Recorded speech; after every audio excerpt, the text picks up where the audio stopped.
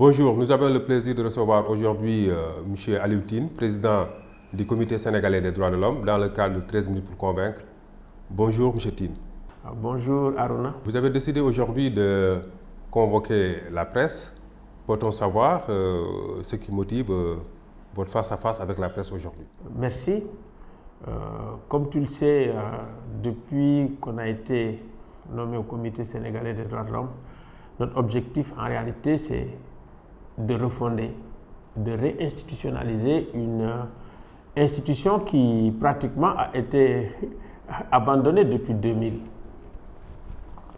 Et donc il nous fallait trouver les moyens de réfléchir, c'est ce que nous avons fait, en convoquant un atelier le 19, 20 et 21 juin, où nous avons regroupé des experts au plan international, au plan national, mais également avec l'État, les parlementaires, la presse, les organisations de la société civile, les organisations de femmes.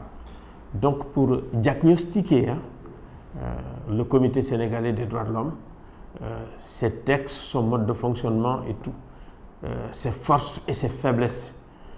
Et quand même pour voir les raisons pour lesquelles nous avons été rétrogradés de A en 2000 à B en 2012. Vous semblez un peu figer votre budget.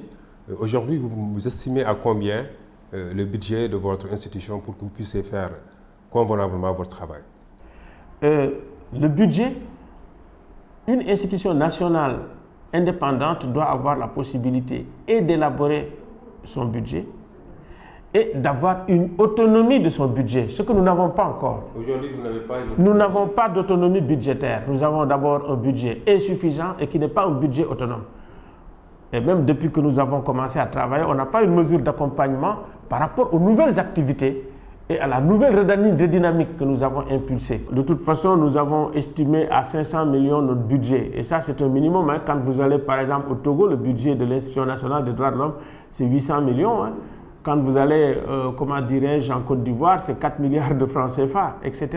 C'est une institution qui a vraiment besoin d'un travail profond. C'est une institution nationale, ce n'est pas une institution qui doit être à Dakar, qui doit avoir pratiquement aujourd'hui des structures un peu partout, dans toutes les capitales régionales au moins, qui doit pouvoir être présent quand il y a des violations des droits humains dans les coins et les recoins du Sénégal. Donc ça demande effectivement d'abord que les commissaires soient permanents. Nos commissaires n'étaient pas permanents. Donc qu'ils soient permanents, qu'ils soient à nombre limité. On avait 29 commissaires qui venaient de l'administration souvent, qui n'étaient pas indépendants et qui n'étaient pas permanents. Vous êtes là, quelle est la situation des droits de l'homme au Sénégal?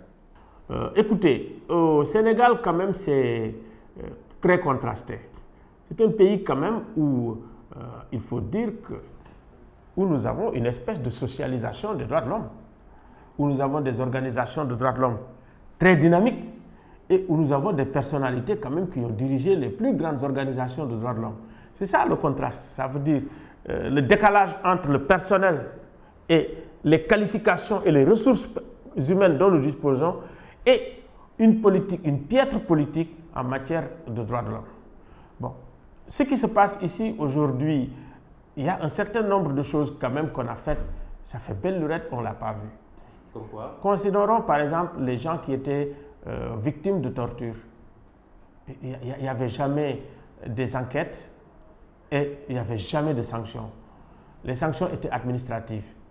Mais aujourd'hui quand même il y a plus d'une dizaine de personnes qui sont dans les prisons parce qu'effectivement ils sont accusés d'avoir torturé. Ce qui est une bonne chose.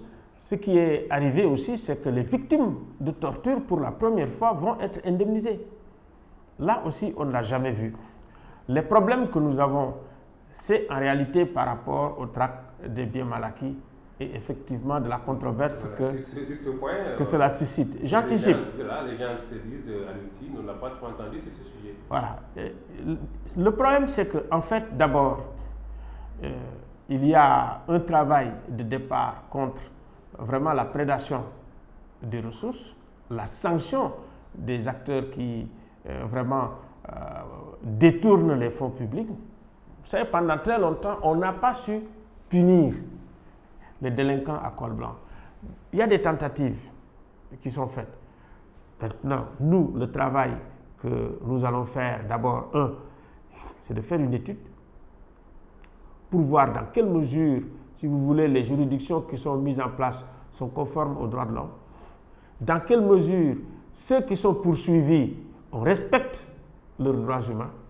Et cette étude, nous sommes en train de la faire actuellement, en toute indépendance, avec des experts indépendants. Et le moment venu, vraiment, nous allons effectivement donner notre point de vue à l'État et notre point de vue à l'opinion sénégalaise. Parce que quand même, avec la tradition en matière de droits humains que nous avons au Sénégal, nous n'avons pas le droit de revenir en arrière. Il faut toujours avancer. Et nous, effectivement, nous nous inscrivons dans cette dynamique. Dynamique d'indépendance, dynamique d'expertise, dynamique d'objectivité et perspective de défendre et de protéger les droits humains des citoyens sénégalais. Dans le passé, vous avez rendu visite aux prisonniers à Rebeuss, mais on parle d'une rencontre avortée avec Karim Wade qui se trouve aussi être à la prison de Rebeuss. Qu'en est-il exactement? Bon, moi je pense qu'il y a eu un malentendu. Nous, quand on vient pour visiter les prisons et visiter les détenus, c'est pour voir quand même les droits des détenus s'ils sont respectés.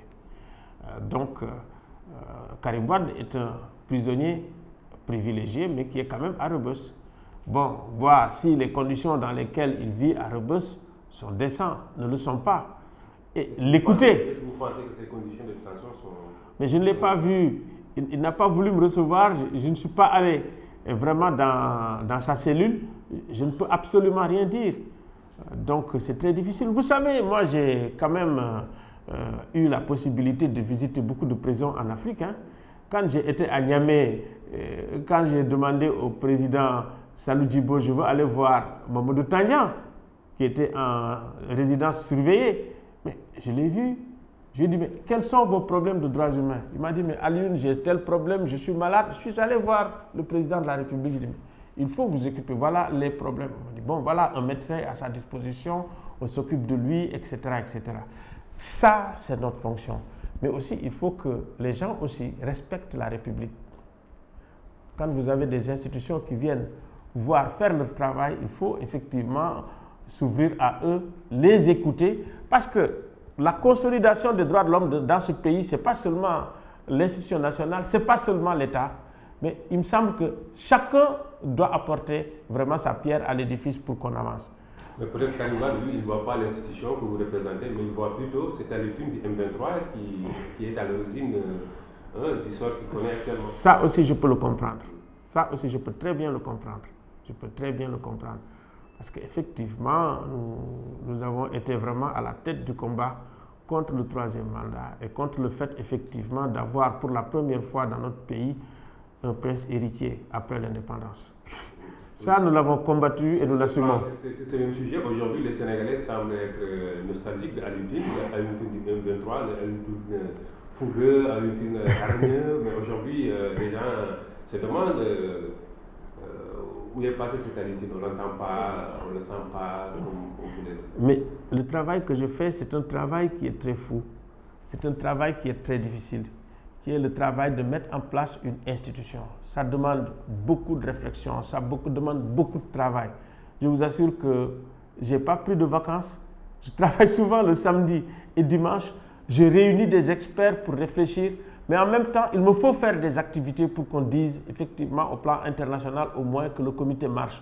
Moi, en réalité, mon viseur, c'est franchement de reconquérir le statut A pour le comité sénégalais des droits de l'homme. C'est en réalité d'inscrire une nouvelle dynamique pour que le comité soit connu, pour que les gens s'imprègnent des enjeux en matière de droits humains au plus haut niveau de l'État.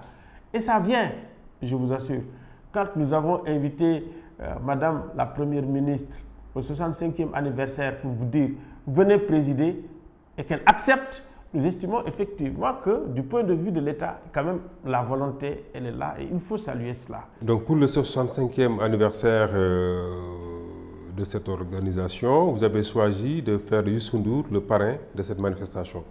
Pourquoi ce choix sur Youssou Ndour? Écoutez, moi je pense qu'il faut quand même encore étudier Youssou et ce qu'il a apporté de nouveau dans le domaine qui est le sien, qui est le domaine de la musique.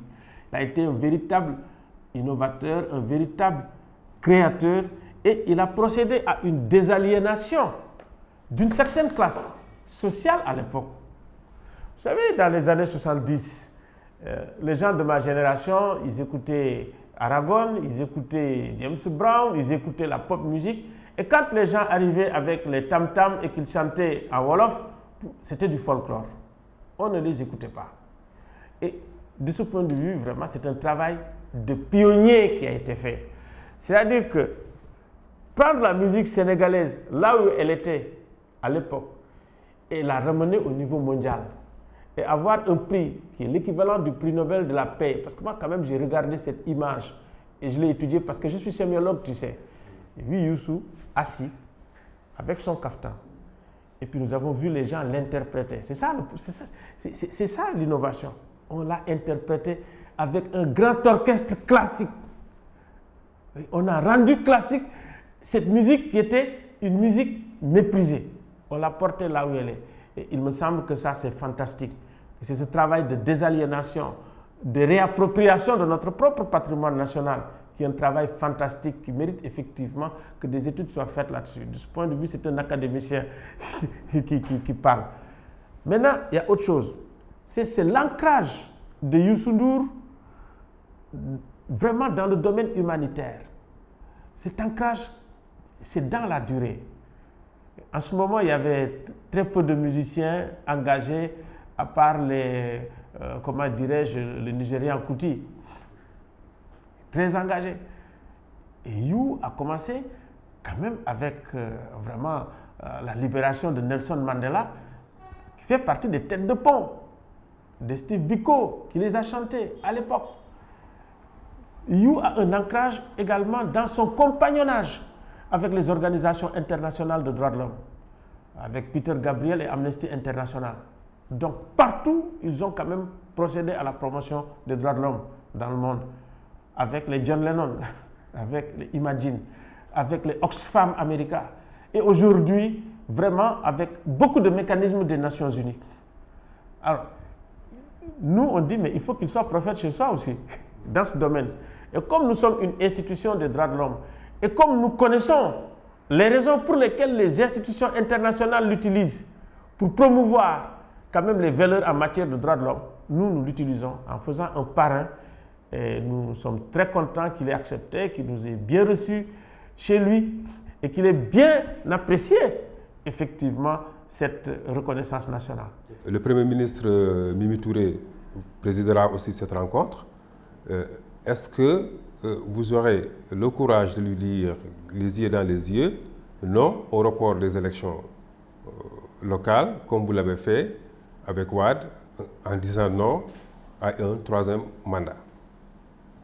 Non, je n'ai jamais parlé des reports des élections. Ça concerne quand même les gens qui sont concernés, l'opposition, le pouvoir. Tout ce que nous faisons toujours comme recommandation en matière d'élection, c'est qu'il faut un consensus. Il faut effectivement que les gens discutent. Donc, je ne vais pas beaucoup me lancer sur ce débat-là, mais tout ce qui concerne les questions nationales, nous estimons qu'il faut vraiment travailler avec tout le monde, discuter avec tout le monde, dialoguer avec tout le monde. Vraiment, notre travail aujourd'hui, c'est de dire aux Sénégalais, aux acteurs politiques, aux élites politiques, discuter, apaiser la scène nationale pour effectivement qu'on puisse avoir un Sénégal stable. Merci, c'était 13 minutes pour convaincre. Nous avons reçu aujourd'hui M. Aliou Tine, président du Comité sénégalais des droits de l'homme. Rendez-vous vendredi prochain sur votre site d'information générale gfm.sn. Merci.